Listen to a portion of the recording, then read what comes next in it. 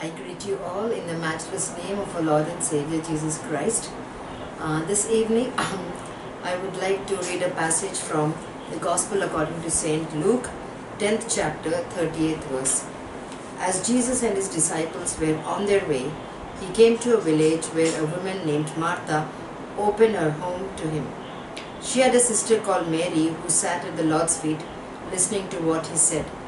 But Martha was distracted by all the preparations that had to be made. She came to him and asked, "Lord, don't you care that my sister has left me to do the work by myself? Tell her to help me." "Martha, Martha," the Lord answered, "you're worried and upset about many things. But only one thing is needed. Mary has chosen what is good, and it will not be taken away from her." This is a very familiar passage we all read, and it talks about a house, and this house belongs to Martha, and this house was in the city, in the village of Bethany, and Jesus very often would come to this place because this place was a welcome home. It was an open home where he could come and spend time with the whole family, where Lazarus and Martha and Mary were there, and he would fellowship with them and receive their hospitality and take little rest and then go on with his ministry. So this house was a welcoming house for him. And here we see, as soon as Jesus entered, it says in 30th verse, as Jesus and his disciples were on their way, he came to a village. So when he came to this village, he entered Martha's house. And as soon as he entered, we see these two sisters. Lazarus was not there. We see these two sisters reacted in two different ways. As soon as Jesus came, Martha was in a hurry to prepare wonderful, tasty food for Jesus. She was in the job of making elaborate preparations to lay out a banquet for Jesus. And she was far away in the kitchen, but Jesus was sitting maybe in the first room, maybe in the hall, maybe in the living room. But Martha was sitting at his feet. These are the two attitudes of two believers. Both of them love Jesus. Martha loves Jesus and Mary loves Jesus. But the priority they had given is Mary has chosen the good part. Yes, we need Marthas also in the ministry. We need people to cook. We need people to make preparations, to make lunch and dinner for the visitors who come to their house. But we need to set our priorities straight. As God's children, we really need to know which things need to be done first. When they know Jesus was coming, Martha should have prepared the meals ahead, but she was busy in the kitchen preparing a meal for the Lord. She was frustrated and she was not happy.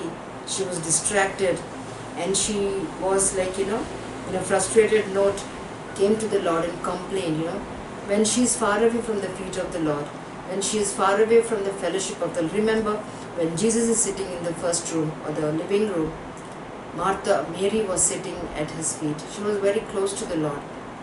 She was enjoying the Lord's fellowship. Mary was enjoying the Lord's communion. She was fellowshipping with him. She was happy. She was very satisfied, and she was listening to the Lord's word with all her strength, with all her might, with all her heart. But Martha was far away from the feet of the Lord. She was far away from the presence of the Lord. She was not able to enjoy the fellowship of the Lord. Today, as believers, we all know what it means to spend time with the Lord. We understand what it means to be born again. We understand what it means to read His words, learn His statutes, and listen to His voice. But little do we understand that the Lord expects us to sit with Him. He expects us to talk with Him. Because in Revelation 3:20 says, "Behold, I stand at the door and knock. If anyone hears my voice and open the door, I will come in and commune with him." So the Lord's desire is that He wants to commune with you and me. He wants to sit with us. He wants to talk with us, and He wants us to talk back. Because fellowship and communion and prayer and fellowship with the Lord is a two-way. It's a two-way communication. The Lord will talk to us, and we have to talk back to Him. Even as we read this passage, even as we study this very well-known passage, may the Lord help us to understand what it means to have fellowship with the Lord.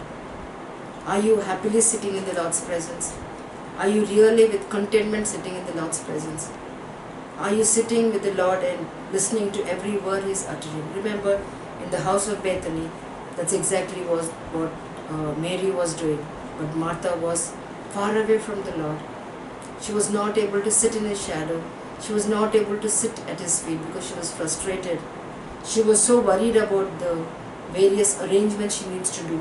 And she was complaining. She was having a nature of complaining. She was comparing with her sister. And she was complaining to the Lord about her sister.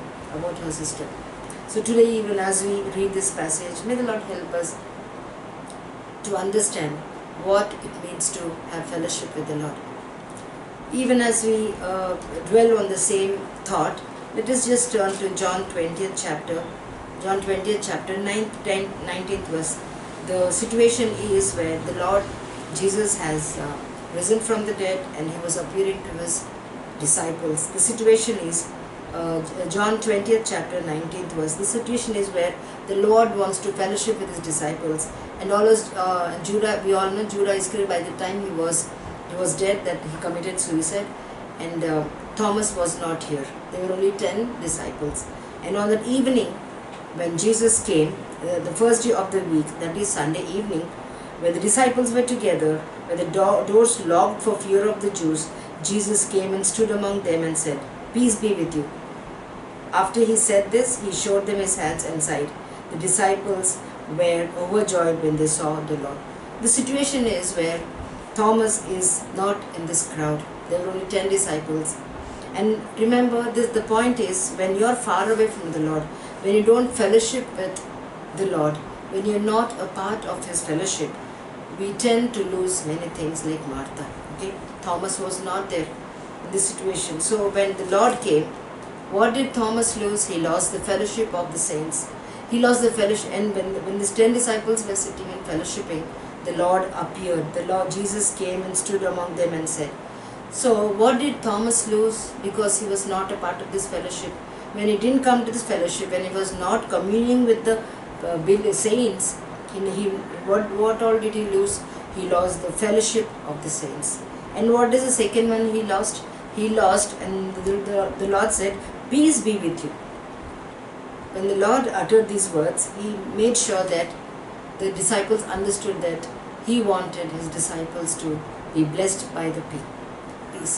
So what did Thomas lose?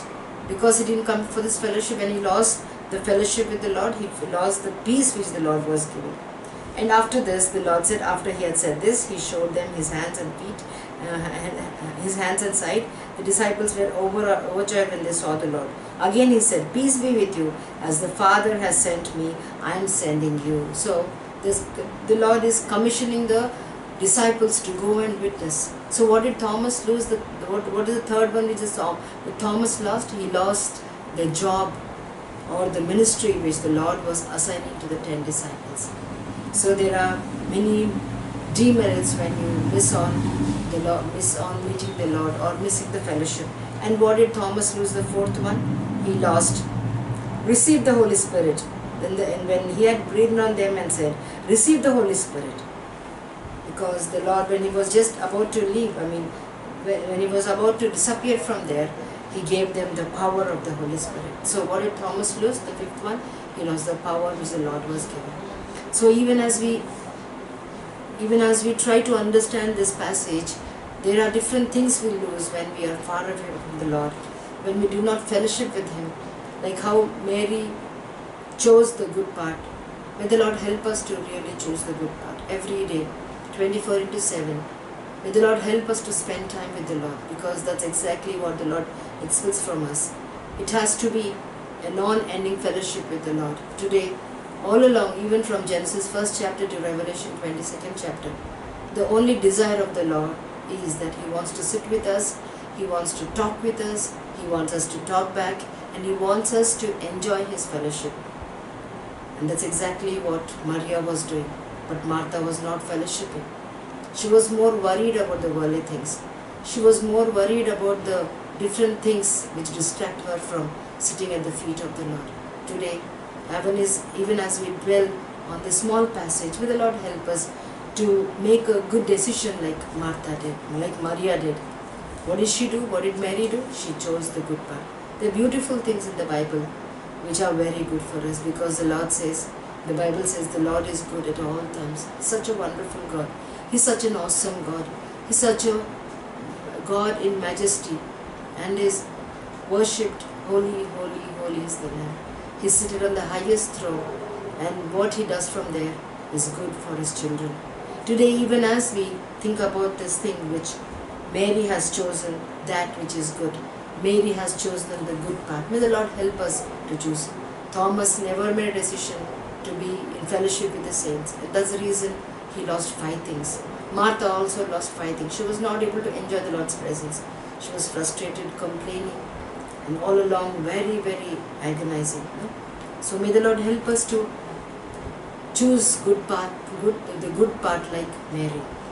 In Romans 10:15 it says, the good news. What is good? The news of the kingdom of heaven. The good news is that Jesus Christ came into this world to save that which is lost. That is good news. And that's exactly what Mary clung to. She clung to the good news which the Lord was directly giving to her. And the second one, Psalm 54:6. What are the good things? We'll see some good things in the Bible. The first one is the news which the Lord gives is good news. The second one, Psalm 54:6. It says, I'll praise your name, O Lord, for it is good. God's name is good. His name is wonderful. His name is mighty counselor. And He is a good God. He does good things for everyone. That's the second good thing. The third one is Psalm 63:3. It says, your love is good. In other words, His grace is good. May the Lord help us to understand what it means to have God's grace. Sufficient unto us is His grace. Every day He gives us His grace. So the third one is His love or His grace is good. And the fourth one, Romans 7:12, it says, Word of God is good. The people, the believers who read the Word of God, who understand the scriptures like the Berean church, they try to understand, and they understand exactly what a great and good God He is. That is the fourth one. And the fifth one, Romans 12:2, it says, God's will is good. May the Lord help us to do His will every day, because the best place for a believer is to be in the center of God's will. So the fifth one, which is good in the Bible, is God's will is good. And the sixth one is 2 Corinthians 9:8. 9:8, it says, you will abound in every good work. As believers, and even as we are saved, the Lord says, we need to do good works for the Lord. And they shall know we are Christians by our love.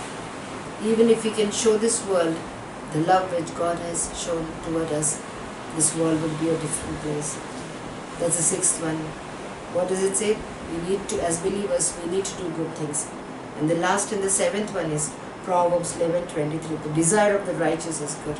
As righteous people, as believers, we need to desire good desires for the Lord.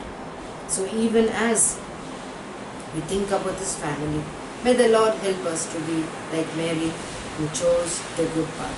And may the Lord help us not to be like Martha or like Thomas. May the Lord help us to be like Mary, choosing the good part. God bless you.